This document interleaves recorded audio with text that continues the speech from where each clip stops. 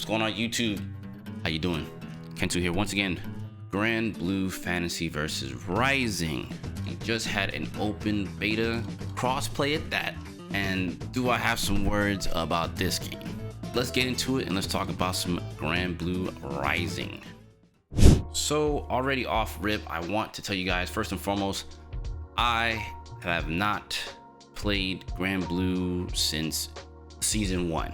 So this is me coming in fresh, like I know nothing, you know. In fact, the last beta I didn't even touch. But to kind of kick it off, I want to talk about straight up and down the gameplay. The game in itself just feels faster. There's a lot more to do with the characters, right? So the characters I did play in this beta in particular was Eustace and Belial. Just the things you can do now past the EX moves. You know, I remember the EX moves caused hard knockdown originally before within your combos. Now the ultimate skills that they added now do that exact same feature. So your combos now feel a lot more unique in terms of how you go about structuring them. Clearly the auto combos and stuff are still there, but there's more of a caveat to it, right? The way the game functions in terms of neutral and how you play feels a lot better than before, in addition to the new added mechanic of the dash attacks.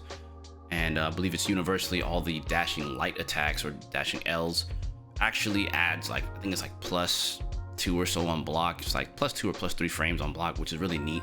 So it lets you kind of structure your pressure with your dash and kind of readjust how you use your run. So it feels more fast paced as to the previous Granblue, and I don't know, just adds a whole other element of offense and combo potential. So it's really, really, really neat and unique to see that there. The addition to the Brave Point system, that is what I really want to highlight here. The Brave Point system, in addition to the ultimate skills, is just one of the most beautiful additions I've seen to a fighting game in a very long time, right? So the Brave Point system, you get 3 Brave Points, and the Brave Points are basically guard crush moves.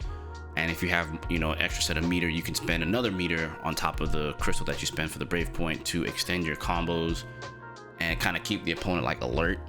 I think that that is a super unique way to extend the auto combos and like general hits of the game.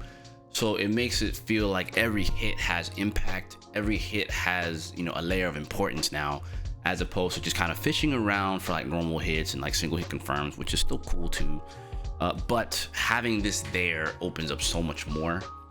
There is a caveat to it though, where if you exhaust your Brave Points and you get down to like 1 Brave Point, you start to take actually 20%, I believe it was, more damage. As long as you don't have any more Brave Points, you take 50% more damage. So it makes exhaustion them more critical, right? If you hit them with it without a combo, it does a guard crush and it takes away 1 away from the opponent, and then they would have to spend one of their own Brave Points to break it to not take that damage, which is very unique in itself. It kind of helps turn the tide around in a lot of different situations, right?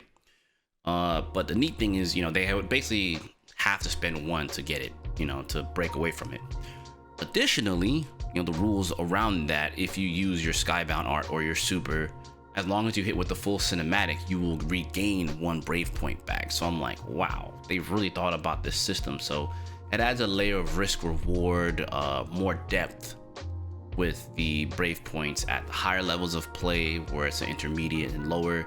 They're not really as critical, which I think is good, because it adds, once again, more depth to as high as you want to go as a player, right? So it's really neat to see they added more tactical play to the game.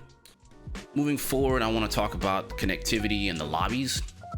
I've got to say this first and foremost in terms of the lobby system. This is exactly what I personally wanted for Guilty Gear Strive. This is exactly what ArcSys just needs to keep doing with their lobby system. I've never saw the point and purpose to doing what they did with Strive. I think everyone knows that. I won't harp on it too much. But seeing what they added here, adding a whole layer of you being able to move around the lobby holds up to 100 players. The lobby's huge. You can glide around and parkour around to other different secret areas where you can, you know, play, you know, a long set with a friend in another area and not just in the big overall hub. Like, that's really phenomenal to see. Like the lobby is definitely up there. This is probably my favorite lobby system since Guilty Gear Xrd, to be honest with you. It's such a really good expansion on what was already there. I know DNF Duel's very similar to this too, but I feel like Granblue just takes the cake.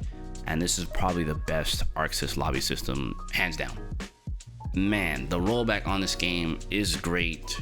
It is definitely up there with DNF Duel, if not better.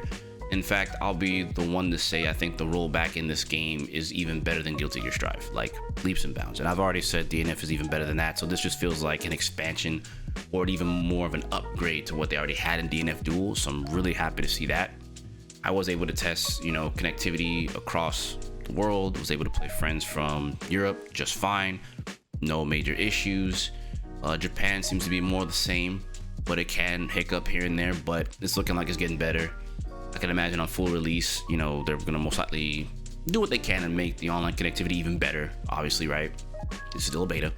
Now, in addition to the online connectivity, there's also the extra modes that they have in there, the Fall Guys mode or their little mini game mode, right?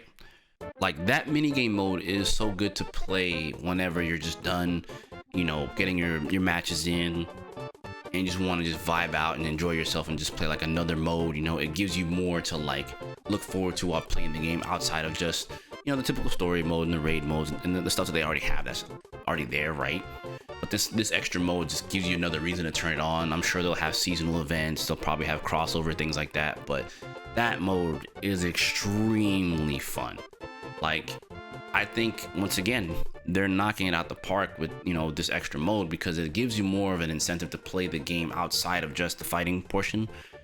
And it just, I don't know, it's I can't say anything other than just chef's kiss. They did a good job there, and I'm looking forward to seeing what the other modes are for that as well, because I know they only had 3 game modes at the moment, so hopefully they'll expand upon it. I'm sure that they will, but definitely something you guys should look into if you are going to get this game.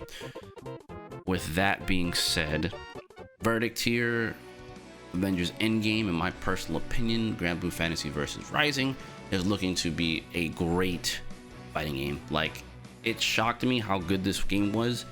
I think it's actually worth picking up. I've stated before in previous videos early on that I think this is a really good fighting game to pick up if you're really new to fighting games and you want to have something that's kind of simple while having a good layer of depth, and you can kind of just sink your teeth into. This will definitely be the one. I am looking forward to this because this is going to be one of the first few times we're going to see a fighting game have a free-to-play version. And that's really big for you guys that were kind of on the fence about the game and was like, I don't know if I'll buy this game. It's another $60 product, this, that, and the third. So the fact that they're going to have a free-to-play version of the game with rotating characters is really good. Pay for what you want. So if you just want to play the Fall Guys mode, hey, you can always go do that. If you want to play, with just one character, hey, you can do that. I'm looking forward to seeing how that works out for the game. Hopefully that increases the player base, because right now they're in a very good position.